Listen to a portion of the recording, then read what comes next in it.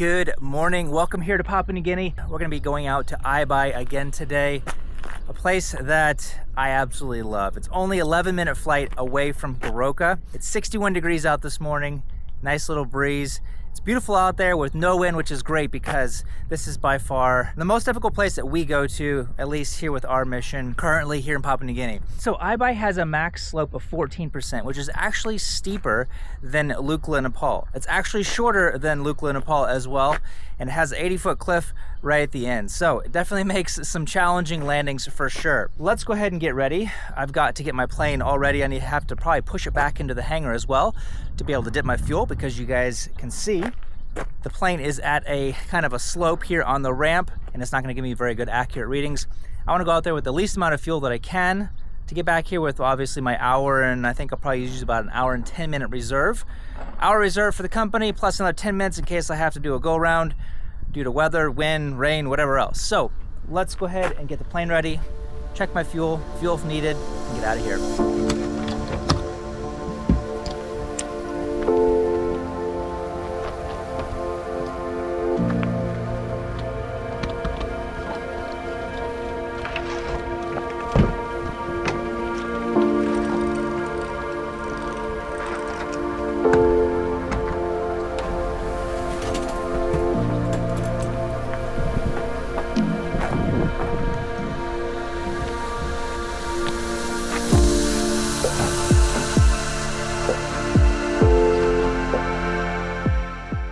Now, I've showed you guys many times on how I do all of my checks in here, but I haven't really covered maybe the order that I do it. And this is something you can really incorporate into your own flying as well. But if you can establish a flow on how you check everything, you don't have to use a checklist, or you can back it up with a checklist after you've done it. But the way we start in the Kodiak is we just start always at the top left and work our way down, then across all these switches here. Then start working into here. You got your trims up here and as well, checking everything then you got your flaps, then you check all of your circuit breakers, then you work your way back up to your oxygen, then you work your way onto your autopilot, and then after the battery's been going for about 2 minutes or so, then you check your secondary standby. System test, okay. So you've checked everything in the flow so that you know you're not missing anything. You can always back it up with a checklist, but that's how I do it. Once Josh gets his plane out of the hangar, we'll push ours back in down there, check the fuel levels, then bring it back up here, and if we need to top it up or not. I don't think so. It's saying I have 700 pounds. I only need 530, so I should be able to get away with not even fueling it all today.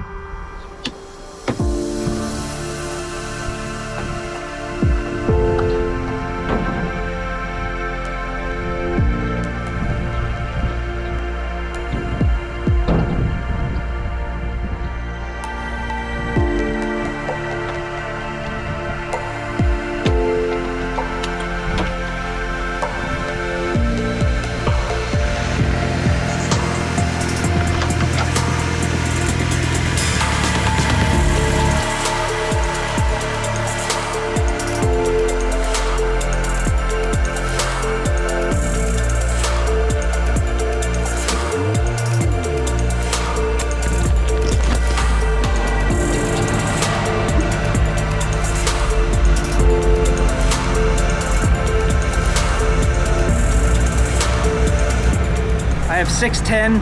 I only needed 530, so I don't even need to fuel today, so that's nice.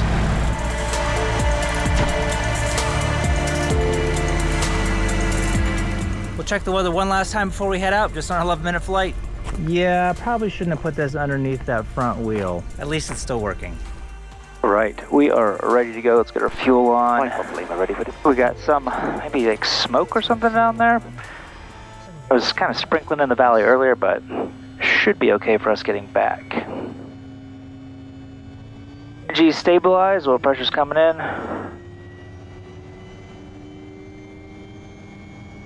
G's coming up. Past 35.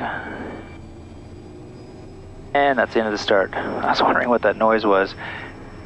My handle must have been sticking out. He just shoved it in for me. Generator on. It spikes up for a second, starts slowly going back down here in a second. We'll throw our alternator on. Our auxiliary bus, which runs all of our air blowers, things like that. Okay, our weight and balance. We've got actually 610 pounds of fuel on board. We've got 2 people on board, 80 kgs in the front pod, and 26 on the hat rack. Oh, and then I also have 1 seat in the second pod I just threw underneath there. Just in case, because I think I actually did my math wrong. Not sure if it's the family coming out or friends of the family, so we'll find out. All right, let's start off with the buddy check. Our fuel is both on, our caps have been checked, and our fuel is 610, which we already put in. Let's put it in here as well, 610. Let's throw our safe flight plan out to iBuy. Controls. Make sure they have full movements to stop. That's good. We're heading up to 8,000 today. Let's get some air going though. It's already stuffy in here. If we head over here to our depart, let's hit send. Rotate is at 56 knots this morning. Depends on your weight, so we do different landing speeds as well as takeoff rotate speeds depending on our weight. Our flaps are set, indicated, and verified at 20 degrees. Broker Tower, good morning, November Tango Echo. Request taxi iBuy, 3 POV. November Tango Echo, good morning. Good taxi for 17 left, back track and line up. QNH 1023, airwind lights and variable. Time check 16.5. 1023, clear to backtrack line up, 17 left, November Tango Echo. Now that we're at the top of the runway, we're going to do our safe abort little talk. I know you guys have heard it a million times, but if you're a pilot, I do recommend getting this into your flows. It could potentially save your life because you've briefed yourself on what you would do in the case of emergency so that it doesn't just kind of, whoa, like your brain's already been prepped on what you're going to do. So I'm going to be 50 knots by my taxiway, and I'm going to stop on the runway because clearly something is wrong and I'm not gaining speed. After takeoff, if we have an engine rollback or anything else anomaly, we'll pitch for 85 knots, considering our EPL, considering our feather. I say considering because I might want to use a feather and float further or leave it forward and land sooner. We'll do cutoff, pull off, and shut off. If the EPL doesn't work, 85. And November Tango Echo, traffic by 2.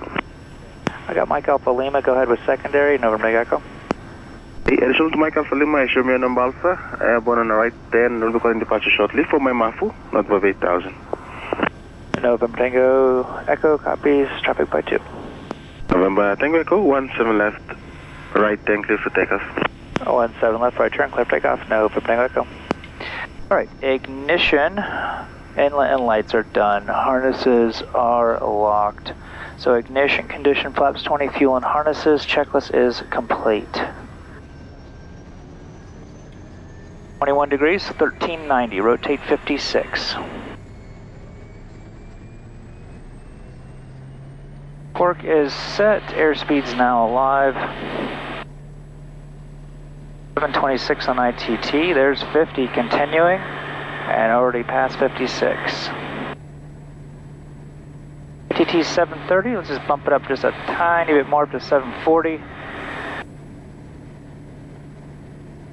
A tiny bit of trim over. Climb on up to at least 500 feet before taking the flaps out today. If I start taking flaps out and I had an engine failure, without flaps it takes me longer to be able to recover. If I have 20 degrees of flaps in, it only takes me about 300 feet as opposed to no flaps, it takes me about 500 feet. So if I'm only at 500 feet and I've already got all my flaps out, I'm screwed. Like there is no chance that I'm going to be able to recover if I were to have an engine failure. Like I would just basically just plummet into the ground. Like there's no like soft landing. If I have 20 degrees of flaps, I have a much higher chance of being able to soften the blow at the bottom. Let's bring our prop back to 2000 RPM. Over to our map page for our departure. Broca Tower November Tango Echo, departed time 19er. Tracking 241, on climb not above 8,000, iBuy 31. Tango Echo, not over 8,000. 15 miles contact Mosby on 120.16598. 120.16598 at 15, November Tango Echo. 6598, 120.1. So 1201 is my VHF, and my HF is 65908. In case I can't get a hold of them on VHF, just because of the mountains things. Let's do our terrain awareness off though, because I will just be going cresting these mountaintops, not by very much. QNH is flashing as I'm approaching 7,000. That's my cue to turn it down about 10, usually, for my area QNH. There's our other traffic right there. Come on the big screen. That's Romeo November Alpha, I believe, heading out to Maiamafu. I haven't been out there in probably 10 years. Really cool place though. That's only like another 10 minutes down the way. Looking out, kind of out that way, there's a little bit of mistiness along all the mountain tops. You can see a couple tiny drops of water hitting my windshield. Not a big deal right now. In the circuit though, if it is raining, sprinkling is like just one drops is okay, but if it's actually raining, then I won't be able to land. Also, my maximum tailwind component is 5 knots. Because this is, let's see, coming on down here, a max slope of 14% slope. 500. Touchdown slope is 9%. You guys can see down here, it's a really cool place. I hope to be able to fly my drone a little bit and get a little bit more footage today. Some updated footage with my new drone. But I'm only be able to take 5 knots of tailwind today, which I should actually put on here for a landing penalty. Let's bring our torque on back to 1250. There's no point in screaming there. Let's throw our autopilot on. Go over a strip chart while we're in like the lull of the flight. I've got a whopping 6 minutes left to go. Runway 23, it's a one-way. Touchdown elevation is 6340. That's also our highest airstrip here in Papua New Guinea, which also makes your ground speed faster, the air is thinner, everything else. So there's a lot going against me for a higher elevation place like this. So not only is the air thinner, my ground speed's quicker, my slope, if I have a tailwind component, now transitioning, like if you were to have a flat runway and you come in and you basically kind of level off and then flare. Now if you come here, you have to add knots to your approach speed so that you can level off and then flare. It's a bigger transition. And if you don't add those knots, you'll run out of airspeed really quick in that transition and you'll just smack the ground super hard on these sloped runways.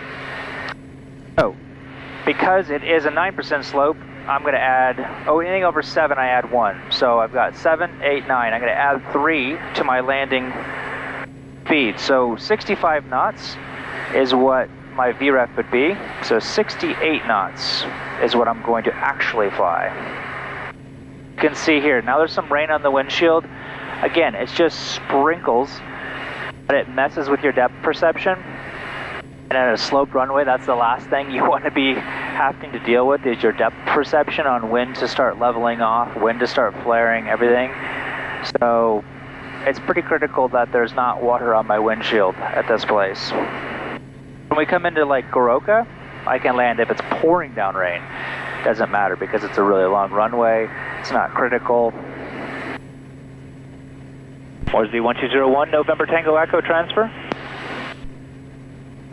Alright, not even 15 miles quite yet, but Moresby 6598, November Tango Echo transfer. November Tango Echo, Moresby. November Tango Echo 15 miles to the west of Goroka, 8,000. Circuit, estimate I by 31, copy traffic, Romeo, November Alpha. Oh man. November Tango Echo, no addition for traffic, KNH 1012. 1012 November Tango Echo. Alright, there is sprinkles all throughout the valley, that's not good. I'm hoping by the time we get over here, I've got 16 knots of tailwind right now, which is also not great. This is not setting me up for an easy landing. We want 7,300 feet for pattern altitude. I'm also going to put in my minimums.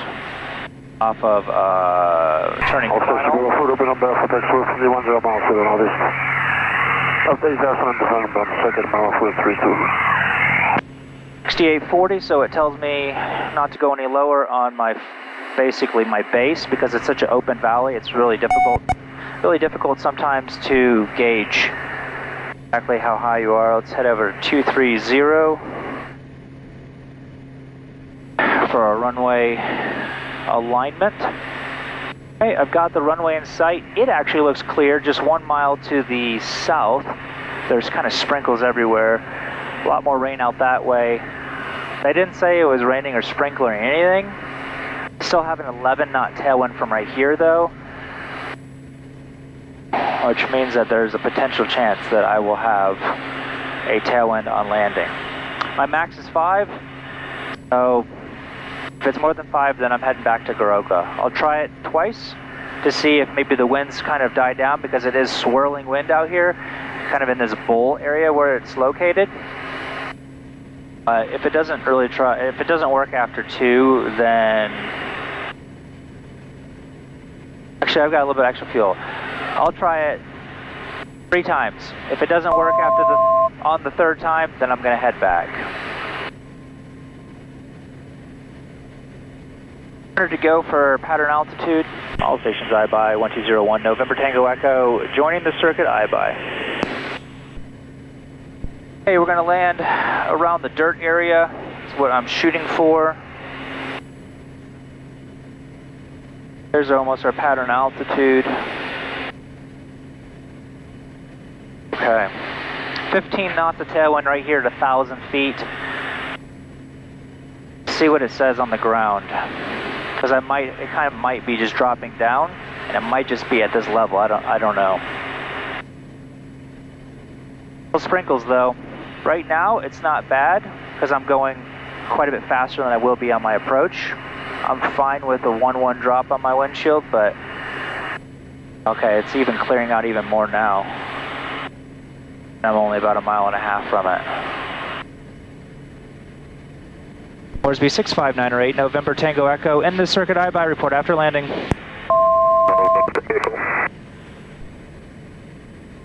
10 degrees of flaps, yeah, a couple bumps, still 10 knots, man. The windsock's not really showing much down there though, so I mean that's good. Be good for takeoff.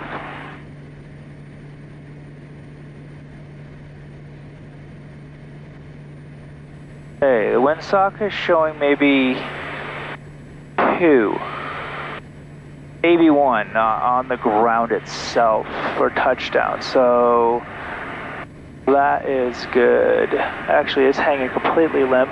The smoke in the valley is completely just going straight up. That's a good indication.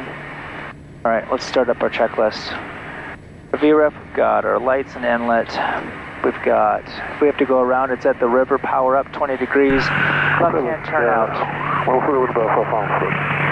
Up and harness is done.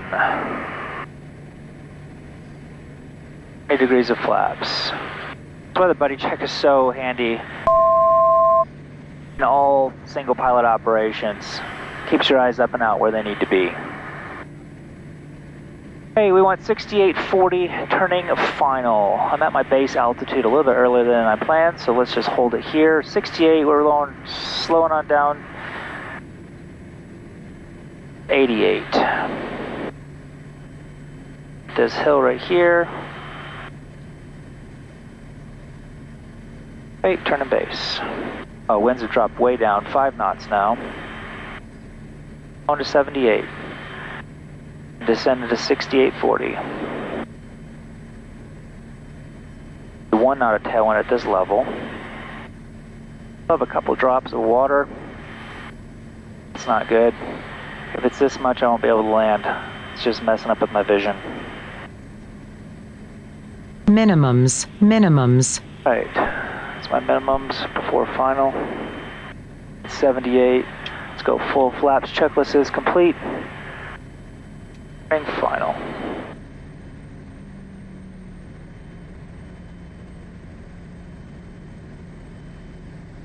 I've not tailwind.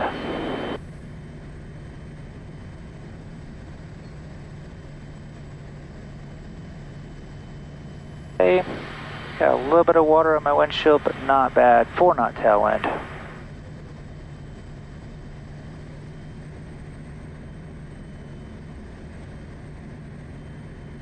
4-knot tailwind. Let's just go around. There's a little bit too much water, I feel like. Let's pitch on up.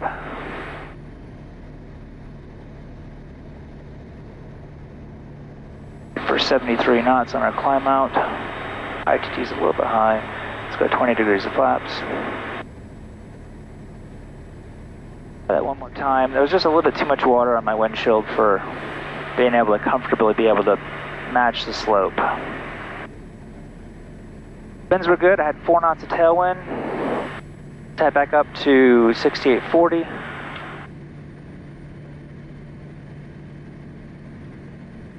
Base on to 78.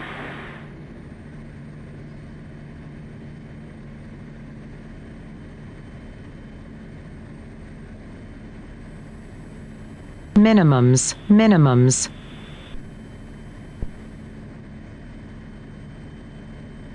We'll have rain out here.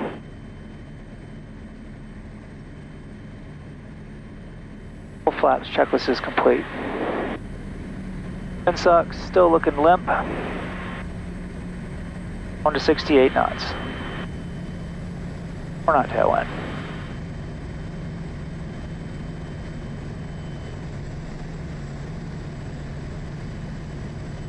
.600 on the descent. 4-knot tailwind. Alright, rain looks less than last time. Right now it's just beating, so I don't see any new droplets, just the other ones coming off. 5 knots tailwind. I'm comfortable with this. Not raining anymore, so let's continue on. Committed. 650 on the descent. A bit fast. 5 knot tailwind. 500. 4 knot tailwind. Good.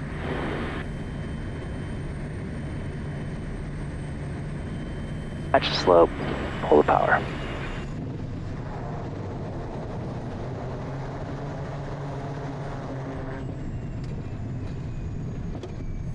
All right, yeah, it's not even sprinkling here, so very nice. Oh, the parking bay is closed for right now. Needs to have some work done on it. Looks like they've done quite a bit of work out here. It looks really nice actually since the last time I came. I'm going to turn sideways on the runway right here, and then we'll line up later. I don't really want to line up the top pointing down. This parking brake didn't hold properly. Once I took my chalk off or something like that, I don't need anything rolling down the hill. That would not be good. Moresby 65908, November Tango Echo, on the ground iBuy, cancel SAR. November Tango Echo, iBuy SAR, terminated. Thanks guys for watching. Give this video a thumbs up if you enjoyed that flight. Check out some other videos and consider subscribing. I hope to see you next time.